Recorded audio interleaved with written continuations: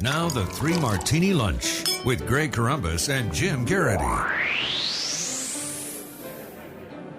And welcome, everyone, to the Monday edition of the Three Martini Lunch, along with Jim Garrity of National Review. I'm Greg Corombos of Radio America. We've got good, bad, and crazy martinis for you, as usual.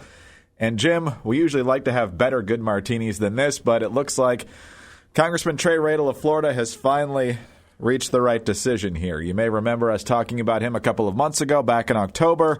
Radel was caught buying cocaine at a DuPont Circle restaurant from an undercover federal agent. He went to rehab, said he didn't need to resign, that he just needed to get his head straight and deal with his problems, and then he'd be back because he truly thinks he can effectively represent the people of his Florida district. Now, here on Monday, he is expected to resign. There's already 2 to 3 people jockeying for position to run for his seat this year, including the man who used to hold it, former Congressman Connie Mack. But basically, Radel now submitting his letter to John Boehner. It should have happened months ago, but at least it's happening now. Yeah, I had been one of those guys who had kind of hoped that, Radel seemed like he was going to be one of the rising stars of the GOP, certainly one of their younger faces, and a guy who seemed to have a talent for articulating the conservative message. We also just point out this is an R plus 11 district, so this is not a tough district for a Republican to win, but he was considered the conservative Tea Party candidate in a 5-way primary back in 2012. And then, of course, he has the incident trying to purchase cocaine, which is a fairly serious matter. I believe he has not cast a vote since his arrest, since checked into rehab. It's deeply disappointing. Probably best that he gets, as you said, get his head on straight and figure out some other way to use his talents and not be the person representing this district. My guess is you will see a fairly quick special election held. This is like I said, a Republican seat. Republicans are, going to want to have that seat filled as quick as possible. And my guess is that probably sometime in the coming months you'll see a special election. Look, Trey Radel with a conviction on cocaine possession, that would be a serious liability in a general election. With Republican warm body number one that they find in this, wins this special election primary, going to be a heavy favorite in the special election general and probably the general election in November as well. The general rule of thumb on these is if a Democrat had done it, how would conservatives react to the guy? Fair point, yes. And I think the answer is pretty clear. All right, on to Martini number 2 now, Jim, and there are many up on Capitol Hill, and their political acumen makes sense to a lot of folks who say, let's not hand the president any wins, particularly ones that would be very controversial within our own party. He's got Obamacare around his neck. We've seen horrific jobs reports. But nonetheless, it looks as though House Republican leaders, Speaker Boehner, Majority Leader Cantor, Kevin McCarthy, the majority whip, said last week publicly that he now supports legalization for illegals. According to people with knowledge of the plan that was drafted at the retreat in Cambridge, Maryland, it's going to call for border security and enforcement measures, as well as providing a path to legal status but not citizenship for many of the approximately 11 million undocumented immigrants in this country. The problem, of course, coming from the right is, why are we doing this when the oxygen is clearly on other issues? A lot of people saying legalization without citizenship is going to get you to about 5 minutes after this passes when the Democrats are going to call that second-class citizenship, so you're not going to gain much.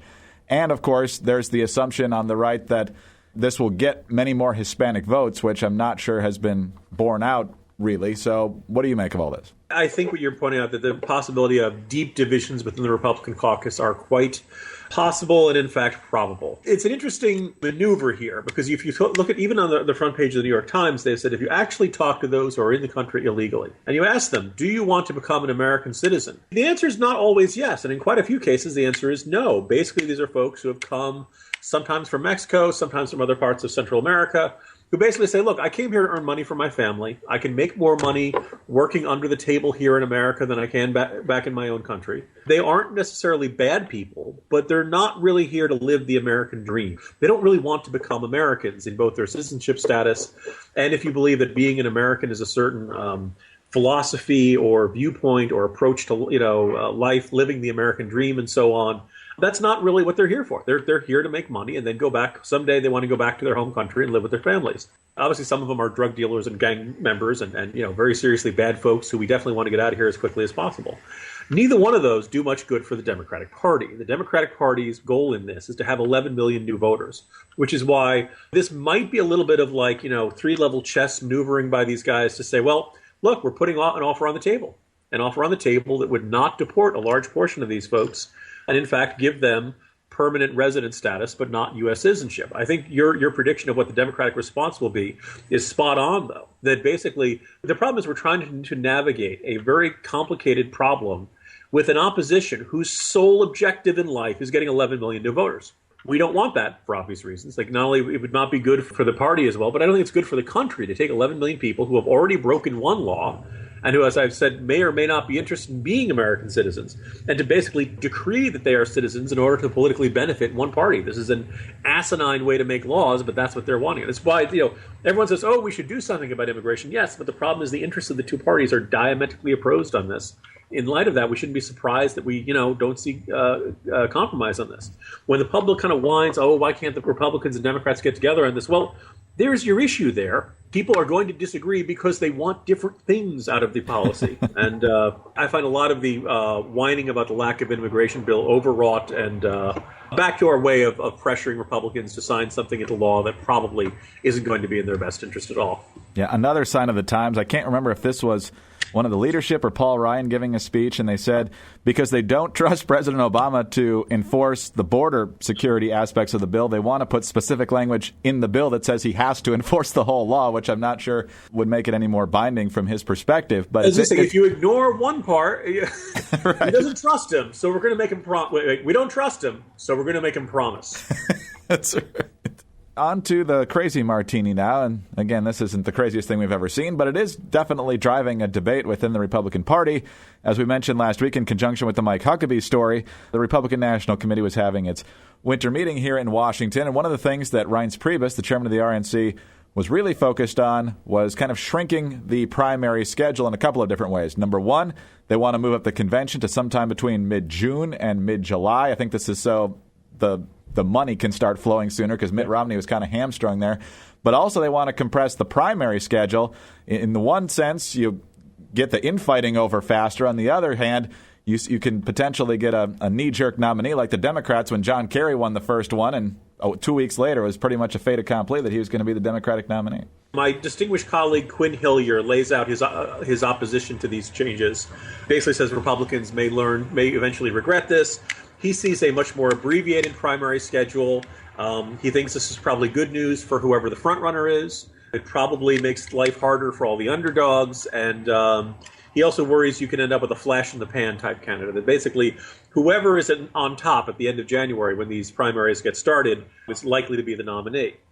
Those are all legitimate points to make. I think you look at this primary schedule setup, it's kind of pick your poison. Before, I think almost everyone can agree they were starting too early. It is inane to have candidates campaigning through the holidays. It is inane to have campaign correspondents working through the holidays. Hint, hint. There's really no reason of why Iowa caucuses have to be held right in the beginning of January. There's no and so now under this they can begin no earlier than February 1st. And then the plan is Iowa gets the first week, New Hampshire gets the second week, South Carolina gets the third week, and Nevada gets the fourth week. Chances are that means March 1st around there is going to be Super Tuesday.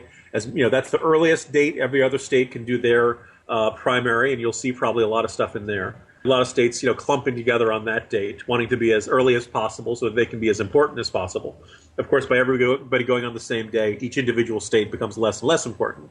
The aim is to shorten the primary schedule, and I don't think it's an exaggeration looking at last time around. It got too long. And the other thing that when people say, oh, this makes life harder for underdogs, well, life is always harder for underdogs. That's what makes them underdogs. When people feel like, oh, this means that, only a candidate with millions of dollars can campaign. Well, being the Republican presidential candidate is going to require millions of dollars. Welcome to life in the modern political era. That's just the way it is. And I don't think there's much point in us pretending that all you need is a dollar and a dream, and you too can be the Republican presidential nominee. You need a national infrastructure. You need people on the ground in Iowa. You need people on the ground in New Hampshire. A successful Republican presidential campaign isn't going to be done on a shoestring, which means you got to make a name for yourself, and you got to start, convincing people that you should be the next president of the United States well before January. You got to catch fire before then. And so, as much as I can see some people being frustrated by these problems created by this new shorter schedule, I think the problems of a longer schedule are worse. And I think Priebus is getting a little bit of a raw deal in the criticism here. I have two quick thoughts here, Jim. First of all, regardless of the system, when was the last time a long shot won the Republican nomination? It's been pretty much one of the top 2 or 3 folks, unless you go all the way back to Goldwater, and maybe even he was thought to be pretty high up going into 64. I don't think he was the favorite heading in. Secondly, and this is no disrespect meant to Iowa, but shouldn't you know who won the last time before you get to go first again? Amen. Greg, as you know, I am not allowed to enter the state of Iowa after my vociferous criticism of them last time around. First of all, I also would have liked to have seen the RNC push for an end to caucuses as opposed to primaries. I like a system in which you can vote whenever the heck you want. I don't like something where you got to go to the local community center and spend several hours with your neighbors chewing your ear off. And you have to vote in public. There's no secret ballot. Unsurprisingly, caucus turnout is way, way lower than primary turnout. It doesn't allow people who are working at night and can't get time off to participate. If you're a parent and you can't get a sitter, you can't participate. And there's all kinds of shut-ins. There are all kinds of people who can't participate in a caucus who can participate in a primary. I don't like the idea of the first major hurdle of the Republican presidential candidate selection process being put together by whoever's just not got something going on a Monday night in Iowa. That usually gets about 10,000 people, and I don't understand what makes those 10,000 people in Iowa so special. Unsurprisingly, there are about 10,000 people in Iowa who strongly disagree with me and who believe that they should be the ones getting the first veto and making their selections. Or, even worse, the inane Ames straw poll, which I understand even Governor Branstad is starting to say, look, it really isn't doing much. Because as you'll recall, the Ames straw poll rocketed Michelle Bachmann to the top of the field back last cycle, and ended the dreams of Tim Pawlenty, who, as a 2-term governor of Minnesota, you'd think, really? He's the first guy we tossed out? Really? Anyway, we'll have plenty more time to argue about this in the years to come, Greg. I apologize in advance for the hate email you'll be getting from the 515 area code. Jim, have a great day. We'll talk to you tomorrow. See you tomorrow, Greg. Jim Garrity of National Review. I'm Greg Corombos of Radio America. Thanks for being with us today. And please join us again on Tuesday for the next edition of the 3 Martini Lunch.